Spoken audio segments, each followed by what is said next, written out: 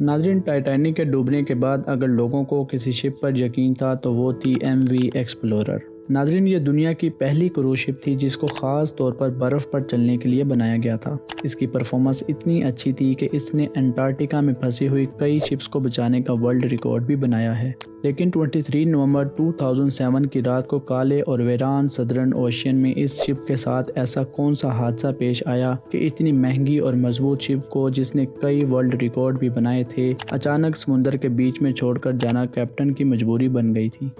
नाज़रीन, 1960 के दौर में समुद्र के रास्ते अंटार्कटिका का सफ़र करना तकरीबन नामुमकिन ही समझा जाता था, क्योंकि वहाँ पर समुद्र बर्फ़ से ढका होता है। इसीलिए वहाँ नॉर्मल शिप्स का जाना किसी खतरे से कम नहीं होता था। लेकिन अमेरिकन बिजनेसमैन एरिक लिंडब्लेड ने एक ऐसी शिप बनाने का ख्वाब देखा जो आसानी से अंटार्कटिका का सफ़र कर सके, और जो लोग अंटार्कटिका को देखने का ख्वाब रखते थे वो भी अपना ख्वाब पूरा कर सकें। इसी मकसद को पूरा करने के लिए एरिक लिंडब्लेड ने एक स्पेशल शिप तैयार करवाना शुरू की, जिसकी लंबाई 240 फीट और वज़न 2300 टन से भी ज़्यादा था। इस शिप का कंपैरिजन अगर मशहूर शिप टाइटैनिक या RMS ओलंपिक से किया जाए तो ये शिप उनसे छोटी तो ज़रूर थी, लेकिन मजबूती में उनसे कई गुना ज़्यादा थी। नाज़रीन, ये दुनिया की पहली क्रूज शिप बनाई गई थी जिसका मकसद पैसेंजर्स को अंटार्कटिका के बर्फीले समुद्र की सैर करवाना था। बर्फीले पानी का सफ़र करना नॉर्मली ये काम आम शिप्स नहीं कर सकती थी।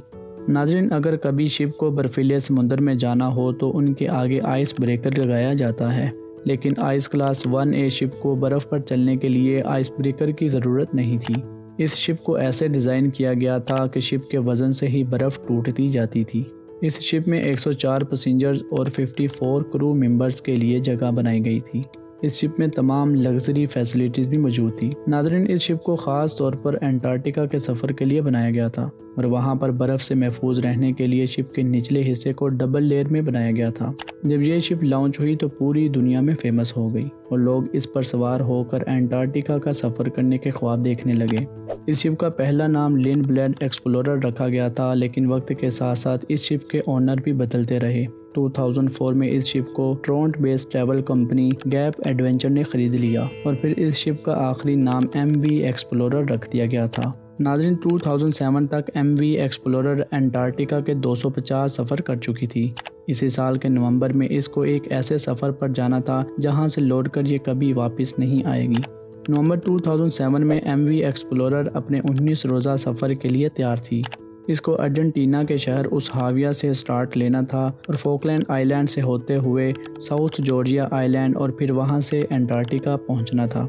11 नवंबर 2007 को MV एक्सप्लोरर में 100 पैसेंजर्स और 54 क्रू मेंबर्स एक बार फिर से अंटार्कटिका के हसीन सफ़र के लिए रवाना हुए।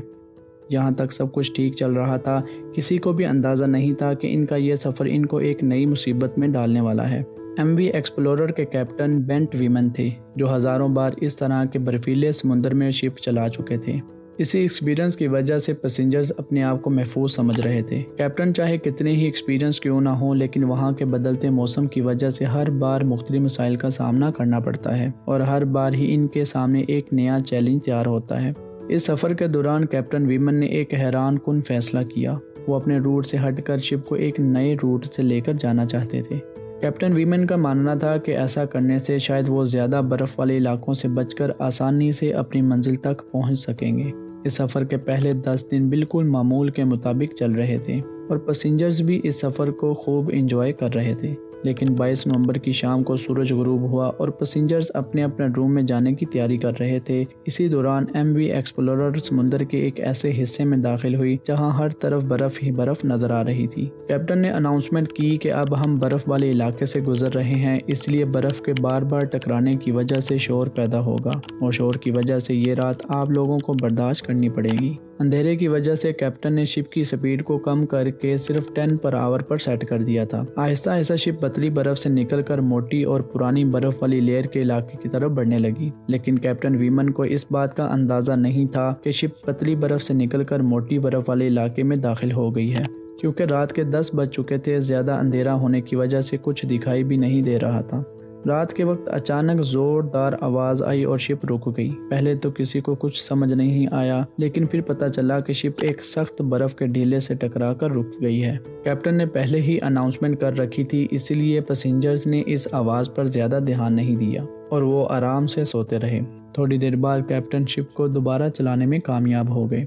MV एक्सप्लोरर अब दोबारा से बर्फ़ को काटते हुए बर्फीले समुद्र में आगे बढ़ रही थी, लेकिन कैप्टन और पैसेंजर्स ये नहीं जानते थे शिप के निचले हिस्से में एक सुराख हो गया था और शिप के निचले हिस्से में पानी जमा होना शुरू हो गया है। पैसेंजर्स की आंख तब खुली जब इनके रूम में पानी बढ़ना शुरू हो गया था। पैसेंजर्स शिप के निचले हिस्से में मौजूद थे, इसलिए पानी सबसे पहले पैसेंजर्स के रूम में पहुंचा। पानी देखते ही पैसेंजर्स खौफजदा हो गए और अपनी अपनी जान बचाने के लिए दौड़ने लगे। पानी अब तेज़ी से शिप में दाखिल हो रहा था। जब तक शिप के कैप्टन को इस बात का इल्म हुआ, तब तक शिप में काफ़ी ज़्यादा पानी भर चुका था। पहले तो कैप्टन को लगा कि शायद छोटा सा सुराख हुआ है जिसको आसानी से हैंडल किया जा सकता है, लेकिन जब पानी का प्रेशर बहुत ज़्यादा बढ़ने लगा तो कैप्टन भी समझ गया कि अब बहुत देर हो चुकी है। कैप्टन ने फौरी तौर पर शिप को खाली कराने का कहा और सारी लाइफ बोट्स को डिप्लॉय करने का फैसला किया। इसी दौरान शिप बर्फीले इलाके से निकल चुकी थी, लेकिन बहुत ज़्यादा पानी जमा होने की वजह से वो एक तरफ झुक गई थी। क्रू मेंबर शिप को खाली करने और पैसेंजर्स की जान बचाने में मसरूफ थे।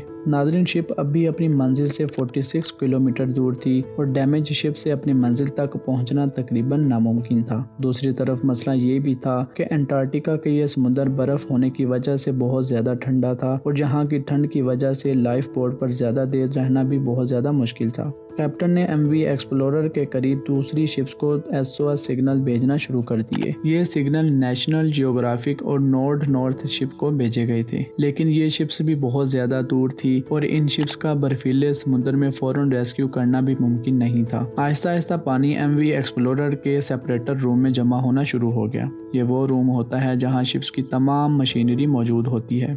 इसी रूम से ही शिप्स को पावर दी जाती है। इस रूम में पानी बढ़ने की वजह से MV एक्सप्लोरर की तमाम इलेक्ट्रिसिटी भी बंद हो गई थी। अंटार्कटिका के इस ठंडे समुद्र के बीचों बीच ये शिप खड़ी थी। इस शिप के तमाम इंजन भी बंद हो चुके थे। कैप्टन को इस बात की फिक्र थी कि अगर शिप का इंजन दोबारा ऑन ना किया गया तो यहाँ की तेज हवाएं और समुद्र की लहरें शिप को दोबारा बर्फीले इलाके में धकेल सकती थी। इलेक्ट्रिकल फेलियर की वजह से कैप्टन ने इंजन को मैनुअली तरीके से ऑन करने की कोशिश की। खुशकिस्मती से कैप्टन का ये आइडिया काम कर गया और इंजन एक बार फिर से स्टार्ट हो गया। क्रू मेंबर्स ने शिप को खाली करने का प्रोसीजर तेज कर दिया।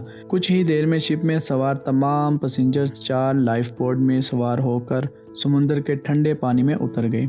कुछ देर तक कैप्टन और चंद क्रू मेंबर्स शिप को सीधा करने की कोशिश करते रहे, लेकिन इतनी कोशिशों के बावजूद आखिरकार इंजन फिर से बंद हो गए।